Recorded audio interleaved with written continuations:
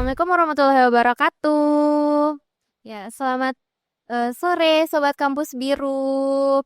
Hai, baik kembali lagi bersama dengan saya Syakira Hula Firmayanti sebagai host yang akan menemani FEB Podcast pada episode kali ini. Oh ya teman-teman, jadi pada FEB Podcast hari ini kita akan membahas tentang kesehatan mental Gen Z, terutama khususnya Gen Z ya teman-teman, karena mahasiswa itu kan masih pada Gen Z kan ya. Oke, jadi di sini saya sudah bersama dengan narasumber kita, yaitu kita mungkin bisa sapa dulu sedikit narasumber kita ya teman-teman. Halo Pak Dokter. Halo, Syakira. Oke, bagaimana kabarnya Pak Dokter? Alhamdulillah, sehat, luar biasa. Alhamdulillah. Baik, gimana ini lagi hujan nih Pak Dokter ya? Gimana tadi jalan ke sini? Iya lumayan, hujan-hujanan, tapi ya nggak apa karena memang kita juga akan banyak sharing tentang kesehatan jiwa, jadi saya cukup Oke. excited hari ini. Oke, kita teman. Baik, mungkin sebelumnya kita akan memperkenalkan sedikit tentang dokter spesial kita ini teman-teman ya. Baik, beliau adalah Dokter Haji I Putu Diatmika, M Biomed SPKJ Subspesial Komka MH CMC. Wah, banyak sekali gelarnya, ini keren banget ini Pak Dokter ini ya. Oke. Jadi beliau ini merupakan dokter subspesialis psikiatri komunitas konsultan psikiatri budaya, dan beliau merupakan dokter spesialis jiwa yang bertugas di Rumah Sakit Jiwa Sukma Mutiara dan menjadi dosen di Fakultas Kedokteran Unram. Oke, halo teman-teman kedokteran, kalau ada yang nonton ini Pak dosennya nih. Oke, baik, mungkin bisa Pak Dokter ada opening statement gitu buat teman-teman di sini sebagai pembuka sebelum kita masuk ke sesi tanya jawab. Iya, halo semuanya. Ini nyebutnya Kampus Biru ya. Iya, Sobat Kampus Biru. Sobat Kampus Biru, salam kenal, saya Dr. Diat. Iya.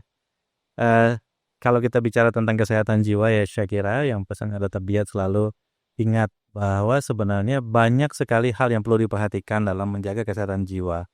Ada 3 hal kalau kita berani mengatakan bahwa aku sehat, bahwa 1, bukan hanya jiwa saja tapi fisik juga harus sehat lebih dulu gitu, baru jiwa, dan kemudian nanti baru aspek kesehatan sosial. Jadi itu yang akan nanti kita bicarakan banyak ke depannya ya, bagaimana menjaga kesehatan kita secara utuh. Baik, terima kasih dokter. Oke, jadi untuk kita sebagai pembuka nih dokter, kira-kira di tengah berbagai info-info dari media sosial itu, ada yang bunuh diri, ada yang depresi, ada yang berbagai macam lah yang kita dapat di media sosial ini. Jadi menurut pandangan dokter nih, gimana sih kondisi mental health anak-anak Gen Z atau anak-anak zaman sekarang deh gitu dokter? Iya, sebenarnya itu kan menjadi perhatian ya, concern dari kami para tenaga medis, terutama para praktisi kesehatan jiwa ya, saya kira bahwa sebenarnya estimasi itu sudah sejak lama dikatakan bahwa masalah kesehatan jiwa untuk remaja itu memang flow-nya cukup tinggi, angkanya cukup tinggi dan semakin terus meningkat. Iya, walaupun memang kalau kita lihat riset kesehatan dasar bahwa masalah mental emosional itu angkanya cukup di 13%, tetapi kalau kita bicara tentang tadinya saya kira sebut angka depresi, dia di angka 8% dari populasi loh ya. Jadi kalau ada 100 orang ya ada 8 yang depresi.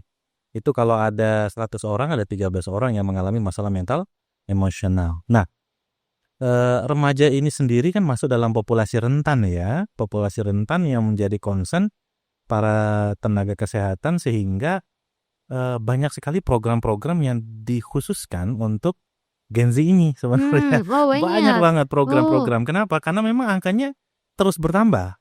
Bahkan program pemerintah membuat salah satu program yang baru launching di tahun 2025 kemarin untuk pendampingan di komunitas, di layanan primer gitu. Bagaimana supaya ya populasi-populasi rentan, salah satunya remaja ini, bisa didampingi masalah kesehatan jiwanya gitu di komunitas. Gitu.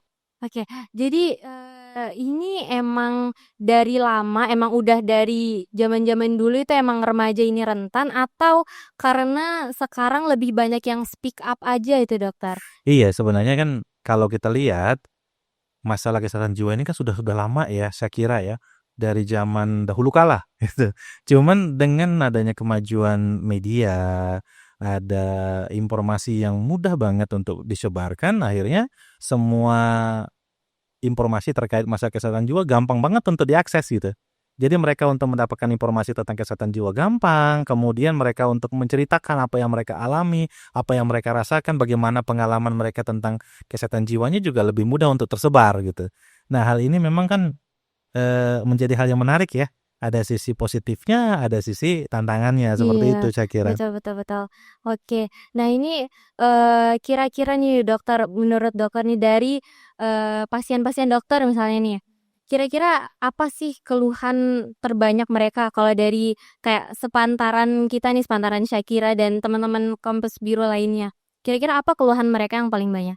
Kalau untuk remaja ya, saya kira kebetulan dokter dia juga sedang melakukan ada 6 research itu di Kota Mataram tentang remaja, ada 6 penelitian tentang remaja yang kita coba mengkorelasikan, menghubungkan antara masalah, percobaan menyakiti diri gitu dengan beberapa, variabel, beberapa faktor gitu. Ada depresi, ada cemas, ada insomnia, kemudian ada, eee masalah asmara gitu, masalah akademik gitu, kita hubungkan juga dia dengan, bully gitu, kita coba hubungkan gitu, ternyata beberapa data walaupun memang kita belum publish dalam bentuk jurnal, itu memang cukup signifikan hubungannya dengan perilaku menyakiti diri pada remaja. Nah, kalau dari kasus yang dokter dia tangani memang banyak sekali ya, masalah yang paling sering kan memang problem-problem masalah mental emosional, itu seperti cemas, psikosomatik gitu ya, bahkan yang paling berat ya memang ke arah depresi gitu saya kira. Oke. Nah, ini kan kayak tentang, depresi segala macam itu ya, kayak tadi dokter udah mention juga itu ada masalah asmara nih ya, dokter ya. Ya apalagi ini kita teman-teman Sobat Kampus Biru kan kita era-eranya butterfly era gitu mungkin ya. Nah, itu kita mungkin nganggepnya itu kayak masalah sepele kali ya, apalagi kita yang nggak ngerasain itu kita ngelihat orang bunuh diri karena masalah percintaan itu kayak, "Apa sih gitu doang bunuh diri?" Gitu. Nah, itu menurut dokter, itu sebenarnya bagaimana sih? Apa apa sih sebenarnya yang mereka rasakan gitu sampai mereka memutuskan untuk bertindak demikian gitu, bahkan sampai mempengaruhi akademik, mempengaruhi keseluruhan hidupnya gitu, dokter? Iya, jadi gini saya kira, sebenarnya ketika seseorang melakukan suatu tindakan yang membahayakan diri akibat suatu situasi, tidak semuanya remaja akan melakukan itu gitu. Pasti ada latar belakangnya. Pasti ada, kalau dokter dia selalu menyebutnya itu ada psikodinamikanya. Bagaimana seseorang ketika dalam situasi misalnya ada konflik atau ada perpisahan dengan sahabat dekatnya atau misalnya pacarnya gitu, sehingga memunculkan reaksi menyakiti diri. Yang ngetren saat ini sih memang nyebutnya ngebarcode gitu ya. Jadi melakukan barcode pada beberapa ekstremitas atau lengan seperti itu. Nah, itu muncul karena memang banyak sekali faktor penyebabnya. Tidak semua, nah itu sekali lagi poinnya ya, tidak semua remaja melakukan itu. Nah, remaja yang melakukan itu ada historinya, ada perjalanan-perjalanan tumbuh kembang mentalnya yang memang ada riwayat trauma sebelumnya, riwayat diabaikan, riwayat ditinggalkan gitu, riwayat mendapatkan trauma-trauma kekerasan sebelumnya yang memunculkan eh, respon maladaptif ketika terjadi sebuah situasi yang tidak nyaman bagi dirinya. Seperti itu saya kira. Oh gitu. Kalau dibilang gimana ya, gimana cara kita tahu gitu dokter, apakah dia ini setelah perpisahan atau sedihnya dia ini masih normal atau udah ke arah yang bahaya nih sebelum sebelum misalnya sebelum dia nge-barcode gitu dokter, itu gimana supaya kita mencegah gitu? Apakah ada tanda-tandanya? Iya, sebenarnya kalau kalau di beberapa jurnal ya, di beberapa jurnal yang dokter Diat pelajari, memang di beberapa negara-negara maju, memang untuk adik-adik remaja itu mereka di checklist gitu ya, saya kira di checklist faktor-faktor risiko seseorang mengalami masalah mental emosional. Nah, itu misalnya family problem gitu ya, misalnya ada orang tuanya mengalami perpisahan gitu ya, ada riwayat trauma gitu, misalnya mendapat KDRT di rumah gitu ya, ada riwayat problem ekonomi yang berat, itu jadi itu di checklist, kita bisa lihat itu. Jadi kenapa? Karena memang munculnya tidak serta-merta begitu kejadian ini langsung muncul gitu. Munculnya memang pada peak tertentu. Kalau kita bicara masalah kesehatan jiwa, dia kan kronis ya. Jadi udah lama numpuk, bentuklah jadi perilaku maladaptif seperti itu. Perilaku yang menyakiti diri seperti itu. Nah, kalau misalnya Shakira bertanya bagaimana untuk mengetahuinya, kita nggak bisa ngedeteksi dengan melihat sekali itu. Kan Shakira juga untuk tahu karakter temennya kan pasti butuh pendekatan banyak kan, ngobrol dulu, kenal dulu, tahu bagaimana, kan baru bisa tahu. Nah, begitu juga seorang psikiater untuk mengetahui itu perlu melakukan assessment yang panjang. Nah, sehingga apa? Perlu diketahui buat meeting dulu, ketemu dulu gitu, baru bisa dibantu. Kalau nggak datang, nggak ketemu, ya nggak bisa dibantu saya kira. Oh gitu, kirain ada, gitu kita kayak lihat, aduh misal dia udah mulai diem nih gitu, jadi kita cegah gitu Oh kan. iya, kalau itu memang ada namanya warning system gitu. Ketika misalnya nih ada Shakira punya sahabat gitu, sahabatnya ngechat gitu, lagi burnout nih, lagi kacau banget nih hubungannya gitu. Kok aku kepikiran begini? Nah itu sebagian beberapa kasus untuk yang menyakiti diri memberikan sign kepada orang-orang terdekatnya, memberikan tidak ada yang tiba-tiba langsung melakukan kekerasan, tapi kasih sign dulu, biasanya ngasih informasi dulu, sehingga itulah yang perlu kita waspadai gitu. Kalau ada sahabat kita, saudara kita, teman kita yang ada memberikan tanda itu, segera langsung didampingi, langsung ditemani, jadi teman bicara. Baik, itu teman-teman Sobat Kampus Biru ya, tolong peka guys, kalau misalnya ada teman-teman kalian yang chat, yang udah mulai aneh atau tidak biasa itu, samperin mereka. Oke, nah itu tadi dokter ada mention salah satu pemicunya itu masalah ekonomi juga ya yang bisa dicentang itu. Nah itu kenapa sih masalah finansial atau ekonomi itu berpengaruh juga ke kesehatan mental kita? Itu bagaimana tuh teorinya dokter? Jadi sebenarnya kalau kita lihat semua itu berhubungan ya Shakira. Pada generasi Z memang banyak sekali bertumpu atau bergantung dari apa yang didapatkan dari orang tua, apa yang didapatkan dari keluarga. Mereka mendapatkan keamanan selama proses pendidikan ya di kampus, di SMA gitu, masih disupport penuh oleh orang tua. Bagaimana membayar UKT, untuk membayar kopi, untuk semua aktivitas dia, semua dari sisi akademik sampai ke aktivitas rekreasionalnya juga kan pasti disupport secara ekonomi oleh keluarga. Nah, ketika ada konflik, ketika ada suatu problem, mereka merasa terancam kenyamanannya dalam menjalankan sebuah kehidupan gitu, menjalankan pendidikan, menjalankan aktivitasnya itu merasa terancam. Nah, bila itu terus-menerus terjadi, stressful yang terus-menerus menumpuk, ya itulah yang memunculkan masalah kesehatan jiwa. Seperti Gitu. itu. Nah, ini kan berkaitan juga sih dokter ya kan tentang keluarga gitu, ada problem keluarga. Nah, bisa nggak sih dokter kayak problem keluarga itu memicu si anak ini tuh dia jadi gimana ya, karena dia ngerasa kurang gitu mendapat perhatian dari keluarga itu, jadi memicu dia untuk melakukan hal yang didapatkan di rumah itu jadi berimbas ke orang lain gitu dokter. Itu bagaimana itu dokter kira-kira? Misal ini sebut saja misal anggap aja kasus bullying gitu ya. Misal dia nggak dapet apa yang dia mau gitu di rumah, terus jadi dia lampiasin itu ke orang lain dokter. Itu bagaimana kira-kira yang sepahaman dokter itu isi dari pikiran orang yang melakukan hal tersebut gitu? Iya, nah ini saya cukup cukup bagus ya gitu ketika Shakira berpikirnya bukan ke korban nih, ke pelaku nih gitu. Jadi gini, kalau kita lihat para pelaku bully itu kalau tadi bilang, ini mungkin ada yang tidak didapatkan sehingga dia melakukan itu. Kita ambil contoh, pembentukan karakter atau personality seseorang itu kan berjalan ya, saya kira. Dari awal sampai nanti terbentuk, tumbuh gitu. Yang mereka itu mendapatkan karakternya itu dari cara melihat dan mempelajari apa yang dia lihat di sekitarnya gitu. Sampai di usia 18 tahun.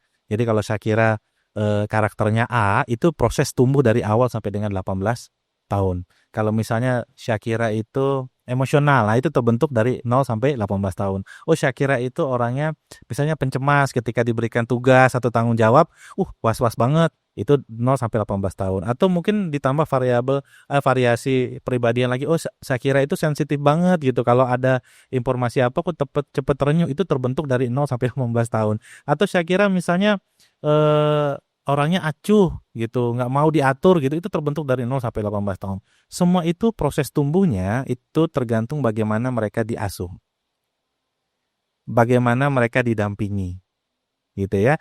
Mekanisme pendampingan yang dilakukan oleh orang tua akan membentuk karakter seseorang. Nih, ada remaja misalnya diasuh dengan cara yang cukup bebas, atau kalau orang teman-teman di rumah biasanya nyebut permisif, bebas mau ngapain apa. Tidak ada aturan, tidak ada larangan, bebas melakukan apa gitu, sehingga dia tidak bisa patuh dengan apa yang ada, norma-norma yang ada di luar dari lingkungannya. Jadi ketika di luar tidak boleh melakukan apa, ya dia terabas aja.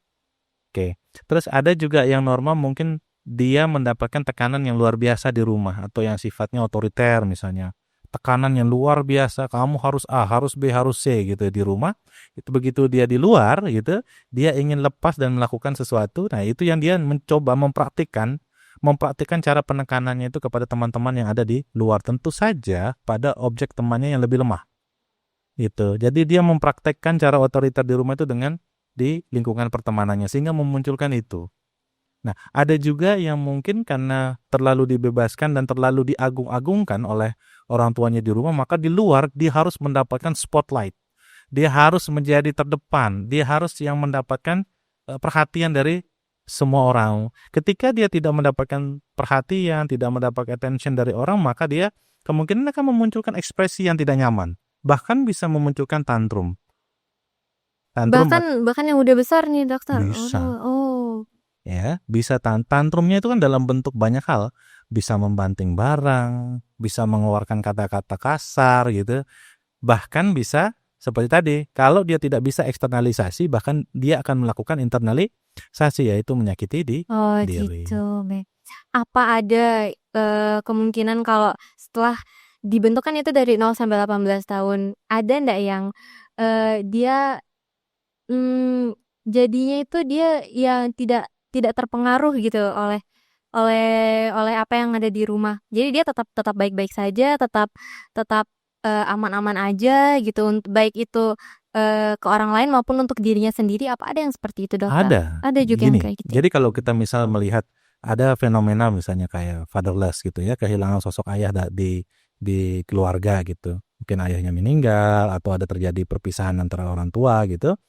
Ada orang yang mengisi posisi itu, yang memberikan arahan, panduan kepada dia gitu. Ya, misalnya kakeknya atau pamannya gitu yang memberikan arahan, sehingga dia tetap menjalani proses tumbuh kembang mentalnya sampai 18 tahun dengan cara yang baik. Karena kalau kita bicara kesehatan jiwa kan tidak semua orang yang mendapat berita buruk langsung tiba-tiba gemetar dan ketakutan gitu. Ada orang yang memang mendapat itu karena ada riwayat perjalanan yang buruk dan tidak mendapatkan pendampingan. Poinnya itu. Jadi ketika kita mendapatkan suatu masalah, kan kita nggak pernah tahu ya musibah apa yang terjadi dalam keluarga kita. Tapi yang paling penting ketika terjadi musibah, ada orang dewasa yang mendampingi dia untuk bisa bertahan melewati musibah tersebut. Nah, yang sering menjadi problem atau menjadi masalah di kemudian hari, masalah kesehatan jiwa yang sifatnya emosional dan depresi itu, tidak adanya sosok orang dewasa yang mendampingi remaja yang mengalami musibah itu sampai tumbuh menjadi sampai di usia 18. Oke. Nah, itu kan tadi dari sisi pelakunya. Nah, bagaimana dari sisi korbannya nih, dokter? Kira-kira apa yang harus kita lakukan buat si korban ini? Untuk dia misal setelah dia nangani misal orang terdekat kita nih, dokter, kan setelah dia mengalami pembulian ini, apa yang harus kita lakukan gitu? Iya. Sebenarnya kalau misalnya bullyingnya di anak remaja, mereka harus mendatangi atau memberikan report kepada orang dewasa yang ada di sana. Kalau misalnya di sekolah, dia akan report ke wali kelas atau gurunya gitu. Karena orang dewasa lah yang harusnya menentukan aturan di sekolah. Kalau kejadiannya di sekolah, dan orang dewasa yang harus melindungi para remaja ini atau anak-anak itu gitu. Nah, bagaimana bila terjadi di kampus? Nah, itu yang harus kita lihat nih, karena pelakunya sudah dewasa. korbannya juga sudah Dewasa. itu. Iya. Jadi yang paling bisa kita lakukan adalah ketika pelakunya dewasa dan korbannya dewasa adalah satu, kita bisa mengatakan, berani berkata tidak dan berani berkata jangan. Yang kedua, orang-orang di sekitar itu jangan diam. Bila kamu melihat pembulian, ya, ikut bersuara untuk menghentikan itu. Tidak boleh, jangan menormalisasi sebuah Bullying. iya, gitu. Jadi kan yang menyebabkan munculnya kasus-kasus bully, kasus-kasus kekerasan itu karena orang-orang di sekitar hanya diam, gitu. Menormalisasi itu dan membiarkan itu berjalan gitu tanpa memberikan tekanan ataupun memberikan kalimat-kalimat untuk menghentikan tindakan tersebut. Oke. Nah, bagaimana apa ya sekiranya yang harus kita lakukan? Misalkan kita di posisi korban nih, dokter. Terus orang di sekitar kita itu tidak ada yang mendukung kita. Misal orang di sekitar justru terpengaruh oleh si pembuli ini. Misal bulinya itu secara verbal lah anggap ya, dokter ya. Jadi si satu pelaku ini dia mempengaruhi anak-anak yang lain sehingga kita tuh jadinya sendiri, dokter. Itu apa yang harus kita lakukan? Iya, satu memang kita perlu untuk keluar dari lingkungan toksik itu. Ya, karena pilihannya adalah keluar dulu. Karena nggak mungkin kita akan menghadapi semua tekanan itu sendirian. Kita keluar dulu, ya, keluar dulu untuk melihat sebenarnya apa sih yang terjadi saat ini gitu. Dianalisis dulu. Ini apa sih yang terjadi? Kenapa sih dia melakukan itu gitu? Keluar dulu. Jadi kalau stay di sana, tekanannya akan tambah banyak. Apalagi circle-nya sudah mulai toksik di sana. Ya, kita escape dulu dari sana, keluar dulu. Ya, kemudian bisa meminta bantuan dari orang-orang dewasa yang memang memiliki kebijakan di situ ataupun orang-orang yang memang memiliki kuasa di area itu. Kalau misalnya di kampus kita bisa diskusi dengan dosen pembimbing akademik misalnya, situasinya begini Bu, apa sih sarannya gitu. Ya, jangan menghadapi sendiri. Iya, kalau menghadapi sendiri akan mengalami kesulitan yang karena jumlahnya cukup banyak. Nah, terus yang kedua, sebagian besar kita mungkin itu seneng kalau ada terlihat bilang itu ikut-ikutan. Nah, ikut-ikutan. Bully itu pun konsepnya kan ikut-ikutan. Mereka mengikuti supaya mereka tidak dibully sebenarnya. Ikut-ikutan. Jadi para follower yang ikut membuli ini perlu terus mendapatkan edukasi bahwa apa yang mereka lakukan itu jahat sebenarnya. Gitu ya.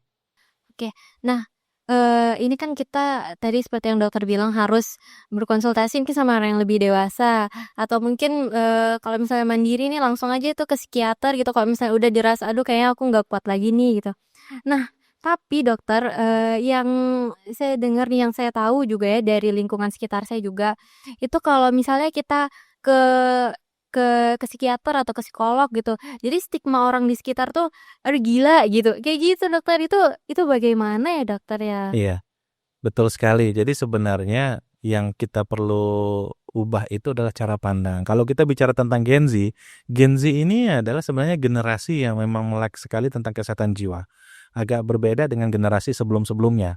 Jadi yang menyebarkan informasi ataupun masih berpikir itu terstigma ketika ke psikolog, psikiater ataupun misalnya spesialis jiwa atau praktisi kesehatan jiwa lain itu memang generasi-generasi sebelumnya. Kenapa? Karena belum terpapar tentang informasi kesehatan jiwa.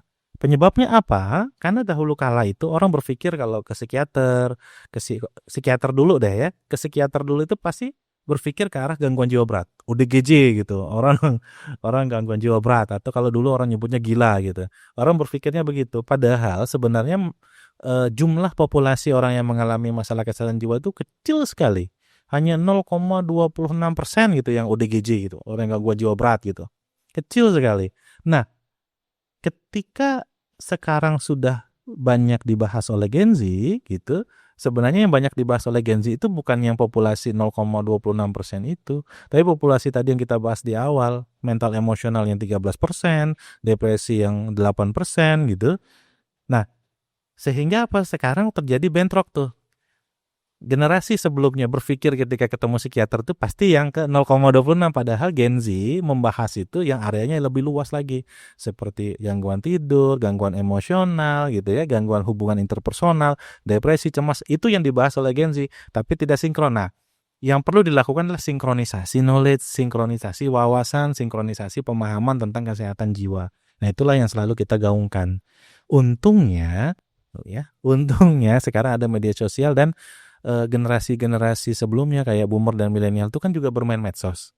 Nah, sehingga informasi-informasi itu udah nyampe ke mereka. Sehingga kunjungannya juga tambah tinggi. Fun fact-nya adalah dulu waktu Dr. Diet mulai awal bertugas itu, kasus ODGJ menjadi hampir 80%. Setiap hari itu menangani masalah gangguan jiwa berat kayak skizofrenia. 80%. Sekarang sejak tahun 2025, 2026 itu angka yang paling tinggi adalah gangguan cemas. Gitu. Tinggi sekali angkanya. Dulu kunjungan mungkin dulu satu rumah sakit itu paling 150 gitu. Sekarang udah ada angka 500 per hari. Oke, itu karena semuanya udah pada melek banget semuanya. Itu kelebihannya informasi yang sudah banyak, kemudian media sosial gitu, dan Gen Z juga cukup peduli tentang itu. Iya, betul-betul. Jadi sebenarnya gangguan mental atau kesehatan yang emosional ini bukan karena Gen Z yang melebay-lebaykan gitu dokter ya, cuma karena udah lebih aware aja gitu. Jadi teman-teman harusnya jangan takut dong ya untuk kita pergi ke psikiater. Oh ya itu kira-kira nih kapan sih waktu yang tepat untuk kita kunjungi psikiater Betul, itu? betul. Jadi penting sekali. Kapan sih waktunya gitu. Jadi ada 2 poin nih ya buat teman-teman di kampus biru. Satu, yang pertama ada namanya distress. Distress, tidak nyaman. Tidak nyaman di mana? Di perasaan dan di pikiran. Itu poin pertama. Dan bukan atau nih. Dan yang kedua ada disability. Disability adalah ketidakmampuan untuk menjalankan fungsi harian. Jadi 2 poin itu. Ya, distress dan disability. Nah, variasinya baru luas nih. Distress misalnya rasa cemas yang berlebihan ya, kemudian disertai dengan keluhan-keluhan fisik seperti nyeri kepala, lambung, tidak nyaman sampai tremor, keringat dingin seperti itu. Atau misalnya sudah kondisi problem seperti depresi, sedih, kehilangan minat kegembiraan, mudah letih, bahkan ada kepikiran untuk mengakhiri kehidupan atau mau menyakiti diri. Nah, itu tanda-tandanya kita perlu datang ke psikiater. Atau yang tadi ketidakmampuan menjalankan fungsi harian, sudah nilai akademiknya jatuh, tidak ke kampus, tidak bisa menjalankan fungsinya sebagai mahasiswa, tidak bisa menjalankan fungsinya dalam bekerja, datang ke psikiater atau psikolog. Oke, nah teman-teman, sobat-sobat kamus biru itu didengar ya guys ya, diperhatikan itu kira-kira kalian yang mana tuh, jangan-jangan ada nih dari kalian yang nilainya turun atau yang males ke kampus nih, hati-hati nih gitu ya. Oke, nah tapi ini dokter ya, ini kan ada psikiater, ada psikolog, itu bagaimana tuh kita bedainnya, kita harus kemana ini, apa beda atau sama? Nah ini Dokter Diat begitu ditanya begini kan respon ya ketawa gitu. Banyak banget yang komplain di medsos. Lu ditanya kok malah ketawa dan gini-gini. Itu selalu ditanyakan gitu. Sebenarnya ketika kita ingin mendapatkan bantuan yang terdekat yang bisa diakses ke sana kita. Kalau di lingkungan kita adanya psikolog, datang ke psikolog. Kalau di lingkungan kita adanya psikiater, datang ke psikiater. Kalau di lingkungan kita ada programmer jiwa atau nurse spesialis jiwa, datang ke sana. Nah, pertanyaannya yang membedakan itu adalah satu, memang sekolahnya berbeda. Kalau nurse spesialis jelas dia perawat yang sekolah spesialisasi keperawatan jiwa. Kalau psikolog dan psikiater ini kan yang paling sering dibahas nih. Psikolog, psikiater. Nah, psikolog dia memang sekolahnya di S1 psikologi, habis itu mengambil profesi psikolog klinis gitu. Nah, kalau psikiater itu dokter. Jadi dia sekolah kedokteran dulu, S1 kedokteran, profesi dokter, mengambil spesialisasi menjadi spesialis kedokteran jiwa, ataupun misalnya nanti ambil konsultan, sekolah lagi seperti itu. Gitu. Nah, terus yang sering dibahas adalah bagaimana caranya ketemu mereka. Nah, itu saya kira caranya ketemu mereka itu kan banyak hal. Memang yang paling ngetren saat ini kan menggunakan asuransi kesehatan ya, teman-teman kampus biru. Ketika kita menggunakan asuransi kesehatan tentu ada SOP-nya, ada caranya gitu. Jadi ketika awalnya kalian misalnya cek kesehatan gratis di layanan primer, di puskesmas ataupun di klinik dengan menggunakan BPJS, itu kan akan di-assessment tuh sama dokter-dokter di sana, sama programmer jiwa di sana. Ketika memang ditemukan ada masalah kesehatan jiwa yang perlu penanganan psikiater, maka kalian akan dilakukan perujukan ke psikiater gitu. Cuman masalahnya psikolog belum di approve oleh BPJS seperti itu. Jadi kalau untuk ke psikolog kalian bisa langsung aja datang ke sana ke praktek layanannya seperti itu. Oh gitu. Oke, teman-teman Tanpa harus meminta ngerti. rujukan ya saya kira Oh kalau begitu. psikolog Oh, I see. gitu. Jadi kalau misalnya untuk yang, udah harus butuh obat-obat itu langsung dirujuk ke psikiater gitu, ke dokter ya? Sebenarnya kalau ke psikiater tuh nggak mesti harus dia akan dapat obat. Iya, jadi variasi pengobatan yang dilakukan itu kan ada banyak hal. Ada non obat, non farmakologis, ada yang farmakologis, sama ada modifikasi lingkungan. Jadi variasinya luas. Jadi banyak orang yang berpikir kalau ke psikiater kita pasti akan dikasih obat. Obat hanya digunakan untuk memperbaiki aspek biologi. Jadi ada beberapa elemen yang menyebabkan orang mengalami gangguan jiwa. Ada faktor biologi, ada faktor psikologi atau psikis, ada faktor sosial, ada religi dan spiritual, ada aspek budaya. Nah, kalau kita bicara tentang obat itu cuma hanya salah satu elemen saja, biological di otak. Jadi untuk pengobatan itu harus lima-limanya diperbaiki, atau faktor resiko atau problem utamanya itu akan diintervensi. Kalau memang biologikalnya aman, cuma ada problem psikis saja, ya nanti ada konsep psikoterapi namanya. Kalau misalnya sosialnya saja, itu nanti ada latihan transaksional analisis, bagaimana berkomunikasi dengan orang tua, itu nanti ajarkan seperti itu. Atau mungkin aspek religiusitas, mungkin karena ada culture shock, itu juga bisa diterapi. Nah, jadi yang paling banyak miss-nya, aduh kalau ke psikiater ntar kasih obat belum tuh. Oh, belum tentu itu ya untuk yang udah gangguan Yang banget memang gitu sudah ya? ada reaksi dari tubuhnya Oh, pasti akan gitu. mendapatkan itu. Misalnya ada insomnia berat, atau misalnya ada tremor, keringat dingin, yang sudah ada reaksi dari tubuhnya yang membutuhkan intervensi di aspek biologisnya Gitu. gitu. Oke, begitu teman-temannya. Jadi jangan jangan takut teman-teman, misal nanti kalian, ke psikiater nanti minum obat itu nggak mesti kok teman-teman ya. Oke, jadi ini mungkin gimana ini dokter, jadi setelah dari semua pembahasan-pembahasan kita, apa nasihat dokter untuk mahasiswa-mahasiswa ini? Iya, nah ini nih. Buat semua teman-teman Gen Z di kampus biru, Dr. Diet, ini yang sering Dr. Diet ajarkan ya, untuk para remaja, ya para mahasiswa. Satu, cari teman sebanyak-banyaknya, bertemanlah yang baik. Satu, ketika temanmu ada masalah kesehatan jiwa atau dalam kondisi yang tidak nyaman atau lingkungan yang tidak nyaman, satu, lakukan untuk menjadi teman bicara. Ya, ajak mereka bicara, tanya bagaimana kabarnya, apa yang bisa dibantu, dan pastikan kalian ada di sekitar mereka. Ya, walaupun mereka tidak meminta bantuan, tapi kalau kau terlihat ada di sekitarnya, mereka akan merasa lebih aman. Nah, ada 3 yang harus diperhatikan ketika menjadi teman bicara pada sahabat atau teman kalian. Satu, melihat apa kebutuhannya. Ya, melihat bagaimana kondisinya. Melihat apakah ada cedera apa tidak, mungkin pasca bully ataupun pasca tindak kekerasan yang terjadi, dipastikan. Kalau memang ada cedera atau apa, temani mereka untuk bisa mengakses layanan kesehatan. Yang kedua, mendengar. Sebagian besar dari korban ataupun teman-teman kita yang sedang mengalami masalah kesehatan jiwa itu ingin banget didengar. Ya, terkadang kita ketika bertemu mereka ingin memberikan nasihat. Ya, sebagian besar mereka ingin didengar. Belajarlah menjadi pendengar yang baik, pendengar yang aktif. Dan yang ketiga, menghubungkan mereka dengan tenaga kesehatan profesional, dan sekaligus kalian selalu bisa menjadi orang pertama yang diakses oleh sahabat kalian. Nah, itu akan membantu bagaimana kita bisa menjadi teman bicara yang baik untuk teman kita, untuk mencegah masalah kesehatan jiwa menjadi lebih parah nantinya. Oke, gitu ya teman-teman ya. Jadi, untuk kalian yang memiliki sahabat yang mungkin dirasa ada something nih sama sahabat kalian, itu kalian dekatin mereka teman-teman ya. Jangan jangan dianggap lebay atau jangan jangan kebanyakan nasihat gitu teman-teman, intinya dengerin aja dulu.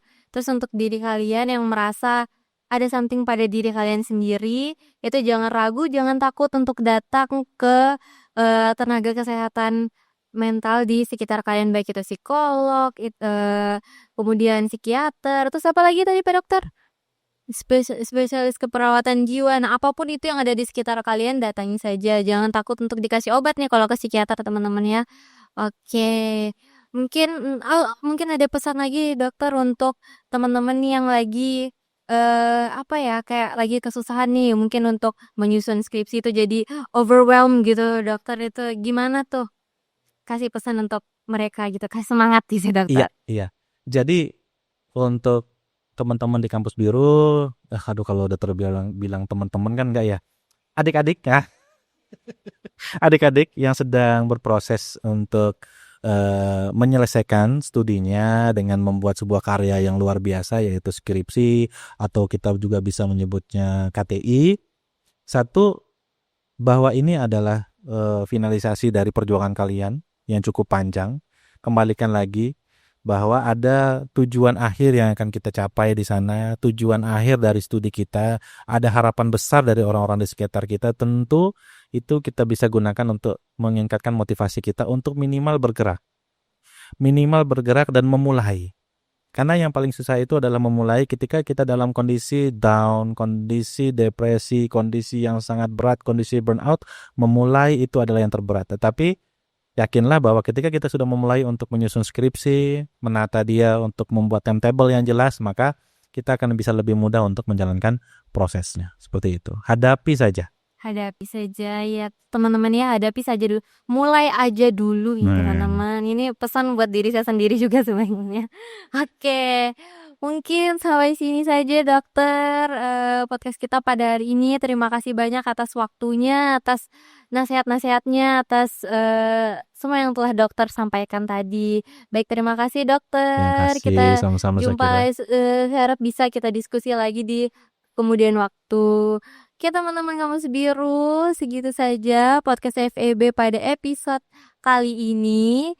Thank you so much for watching. Oke teman-teman, see you in the next podcast. Bye-bye guys.